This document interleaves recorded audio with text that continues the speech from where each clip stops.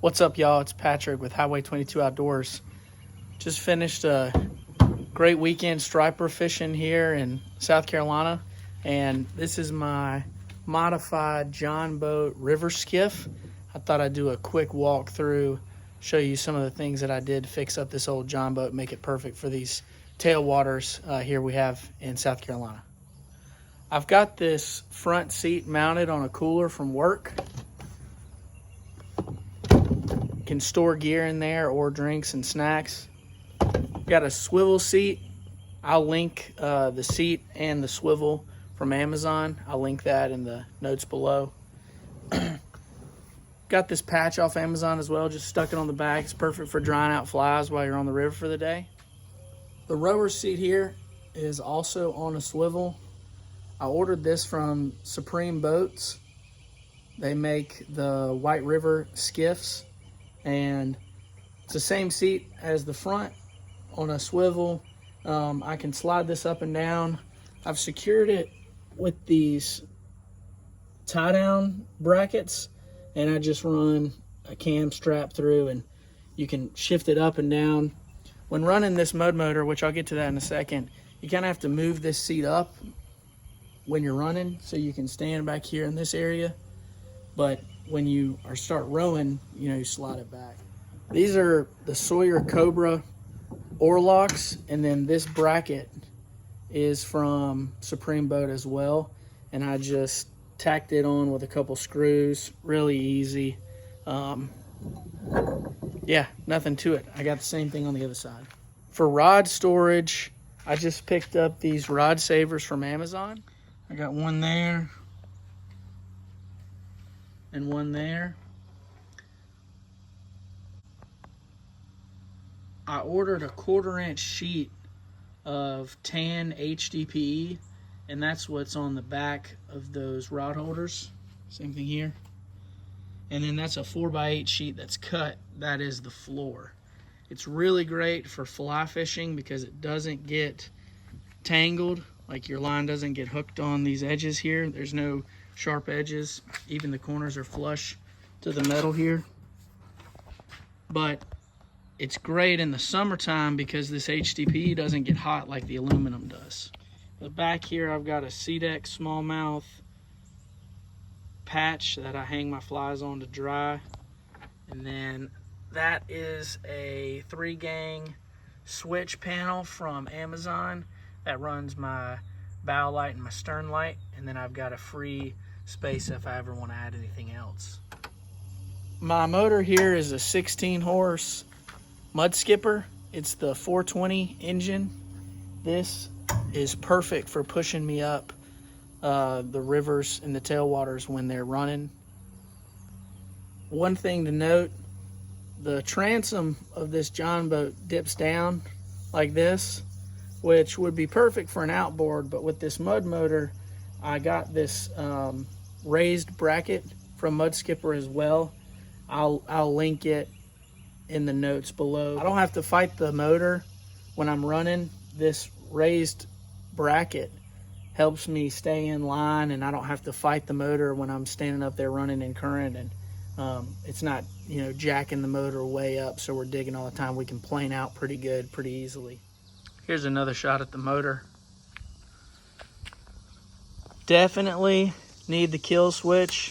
If you happen to bump into something and fly out, you want to be safe because this thing doesn't idle. The prop never stops spinning. And then I'd also recommend getting the starter. It just helps a lot. You don't have to pull and jerk the boat around using the pull cord, but the pull cord still works if you need it that way. And I'd recommend getting a wrist wrap to wear this cable on, kind of like a jet ski. I got these basic flags. I think they're for kayaks, but I hang them off the back because that handle is hanging a good ways off the back of the boat, and I just don't want to get in trouble or have somebody run into it because they can't see it getting too close behind me in the trailer. All this is a 600-pound winch. That's more than enough to pull this little boat. I put some SeaDek up front here. I actually got the Amazon version of it, but this is a lifesaver because you can stand up here even in the summer and your feet don't get hot.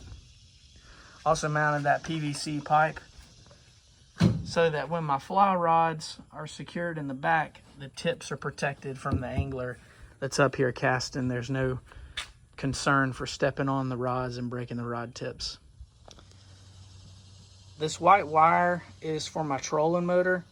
I'd like to secure it better. It's kind of loose just going under the bracing, but it works fine. And then I've got it secured right here at the bottom of my rod saver and kind of bundled up in the back.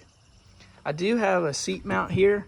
I don't typically use it because when I'm running the mud motor, it kind of gets in the way, but if I was to just float and not run back up, it'd be nice to have a seat back here to sit. And you could, with a rower and 2 anglers, without the mud motor, you'd be fine just like this. This boat is a 14-foot Jon Boat, by the way. It's an old Monarch. This bracket here for the trolling motor is also from Amazon. I think it was like 60 bucks. I'm not crazy about the fact that this hangs over, but the type of trolling motor that I have is a transom mount. So the bracket of the trolling motor actually pulls out further. So for fly fishing, you can either wrap this in a towel or just bundle all the line here so that you don't get snagged on that. I got this SeaDeck ruler because I like it.